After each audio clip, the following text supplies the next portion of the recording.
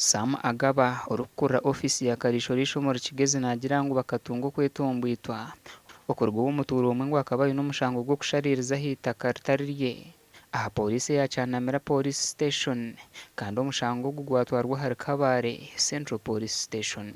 ogwa kakomwa ha polisi ya Kabale yahikayarekurwa ha 2023 by'ukwezi kwa mwende 2022 kandi kuyagira ha polisi kwe hayo bamureka ngo umushango gwe gutwiro wa state attorney yagende wa state attorney okufolonga up ku musango gwe yasinka n'omwami gwe bayita Edwin Mbabazi era omwami oyo yakolanga state attorney mu office ya DPP. Mwami Edwin Mbabazi namugamba amuye emitwalo 5 okuba nti guno musanga aguzikiza. Kati omwami oyo complain najja mu office ya Fena Alopa kati era ne tusobola okubanga tu recording emboozi yali wakati waabwe era emboozi eraga nti mwami Edwin yali amusiza kasente era complainant agisindika ku simu ye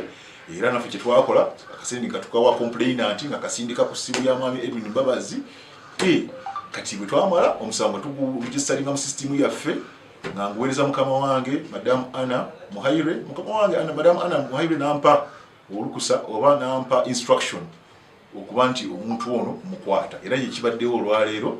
aho twaza kukorera makuraga Mbabazi yabanatwarwa Kampala harajunanwe mu mbuga z'ebiragiro era nze ndi musanyufu nnyo olw'okuba twafunye complainant ono kujja okuwaaba